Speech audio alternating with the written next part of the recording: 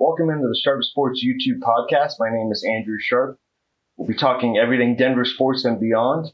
Please like and subscribe if you are a sports fan like me. Let's do this.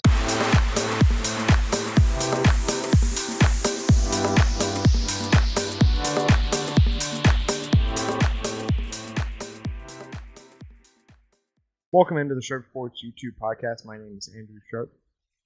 Follow me on Sharp Sports 82 here on YouTube, as well as X. Do appreciate you tuning in. And the Denver Broncos are 1-0 in the season with a 20-12 win at home in their season opener against the Tennessee Titans. A game that was sloppily played on both sides, as much and more though by the Denver Broncos, who made things excessively difficult on themselves. Namely, starting with Bo Nix, a player I've been quite excited about. Had just about one of his worst games he's ever had in Denver. Luckily, the Denver Broncos defense is tremendous. Was able to overcome that. But 4 turnovers by this offense, including 2 interceptions by Nix and a fumble by Marvin Mims on a punt return, will not be getting it done against some of the better teams in this league. Denver Broncos are very lucky to be winning this game. I'm not going to take away anything from getting a win in this league. However, if they play like this next week against the Indianapolis Colts, they will lose. Not only lose, they will lose by double digits. You cannot turn the ball over 4 times in a game and attempt to win it. I don't care what kind of team you are. And yes, the Titans also gave the ball away, some back to the Broncos. But 4 turnovers is not going to get it done. The offense is right now really stagnant, quite frankly, way too complicated, as I'll get into a little bit, and it kind of is directionless at the moment. But the Broncos get the win. It's an AFC win. It's an important win, and we're going to talk more about it right now. For all of the Denver Broncos, brought in rookie R.J. Harvey and included bringing in veteran running back J.K. Dobbins.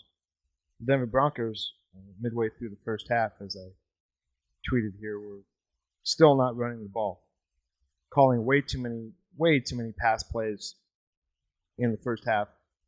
I don't really understand if we're going to be a well-balanced. I've been talking about this for 2 years. If you want Bo Nix to throw the ball 40, 50, 60 times in a game, it's not going to work. And it definitely does not complement the rest of your team, because the defense is tremendous. And if you run the ball and you shorten the game and you make it so that your defense is ready to go whenever it's called upon and be fresh, you're going to win a lot of football games with this defense. Just be efficient on offense. Take some time off the clock. I'm okay actually with some field goals. But some of the 3 and outs with multiple personnel, it's honestly, sometimes it's hard to watch the game and actually know who's on the field. Because by they I mean mostly Sean Payton, is trying to run his Saints offense with a veteran quarterback in Drew Brees, a Hall of Famer in Drew Brees. Bo Nix is not a Hall of Famer. Does Bo Nix have potential? Yes. Does he have talent? Yes. Is he Drew Brees right now? No, he's not. He's a second-year player. And yet we're doing, and by we I mean the Broncos, are doing multiple combinations of player personnel running in and out. It feels like a college game where we're trying to get everybody involved instead of trying to focus on 2 or 3 players. And by 2 or 3, I would say R.J. Harvey, Evan Ingram, and Cortland Sutton. Get those 3 guys the ball in space and run more with R.J. Harvey. You'll be fine. But a lot of times it was Bo dropping back, doing weird stuff. Also, the other one thing, speaking of that, of simplifying the offense a bit, they kept running play action. Play action doesn't work if you don't run the ball. Because if you fake the handoff and the other team, who are not dumb, they're paid professionals too, they know you're not going to even try to run the ball. Play action doesn't work. It doesn't work at all. So this is on Sean Payton. I complained last season quite a bit. I went back and looked. I'd forgotten that they asked Bo Nix to throw the ball 77 times in the first 2 games of the season. So far in this one, he's up to 40. So maybe in the first 2 games, Sean, we're going to throw it 80 times this time around? I mean, I'm sort of exasperated at this point. You drafted RJ Harvey high. You brought in J.K. Dobbins. Run the ball. And if your offensive line can't run the ball and create space under traditional I-form running formation, then it's time to either break the rules and practice harder against the NFL practice rules, or bring in some offensive linemen who can actually run block and have a running game for this Denver Bronco team. In saying all of that, Bo Nix has to play better. I promise he knows that he has to play better. I'm sure he'll watch the film today and see all the plays that he left out in the field, the mistakes that he made. The turnovers were bad, especially the second pick. It's just, you just can't throw that ball. It's just way behind the receiver. It's easy pickings for pretty much any defensive back. And Bo's got to play better. The other thing that he's done a bit that I'm still not a fan of is he tends to run one way and then try to turn around and throw it back across his body, which is always not only dangerous for an interception, but if you do manage to get it off, sometimes you're going to have a guy right in your grill and you're going to take a very vicious hit from a totally legal hit from a very big defensive lineman. And all of a sudden, we're going to be talking about Jared Stidham starting the next game for the Denver Broncos. Now, in saying all that, I am still a believer. I think that he definitely has the potential, but this is kind of one of the games that his detractors are going to point at. This is a game that is not going to age well. However, it's one game. It's very early. These teams, and by these teams I mean all NFL teams, do not play much of any consequential football in the preseason, including the Denver Broncos. And so it's a work in progress. But they need to take more off of Bo's plate. I don't want to see the Cheesecake Factory menu from Sean Payton.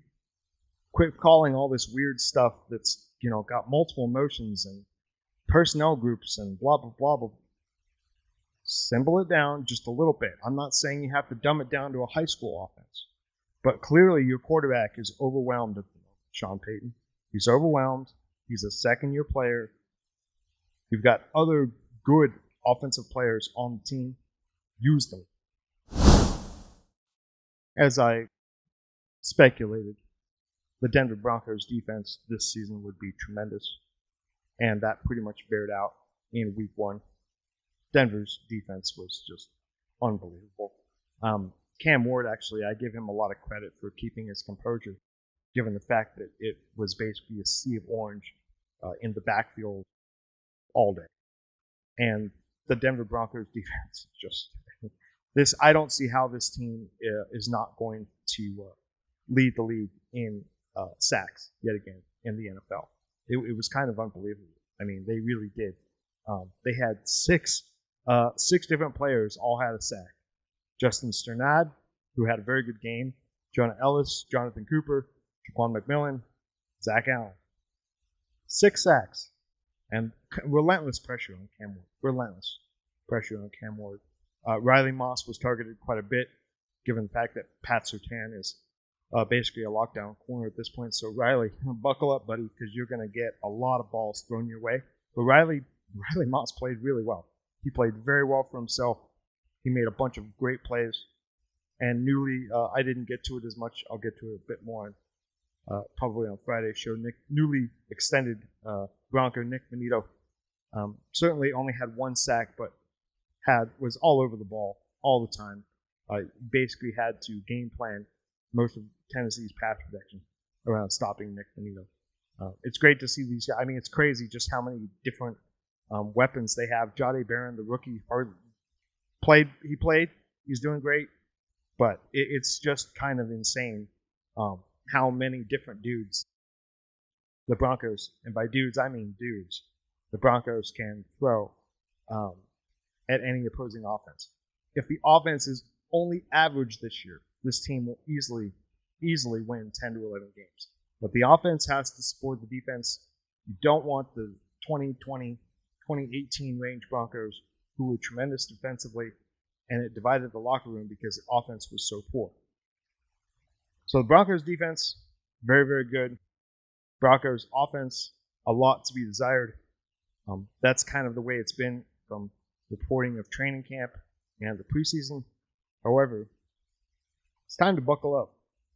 It's time to figure out something that works, Sean Payton. You're an offensive guy. Adapt to your players. Do not be arrogant. You are arrogant, but we knew that already.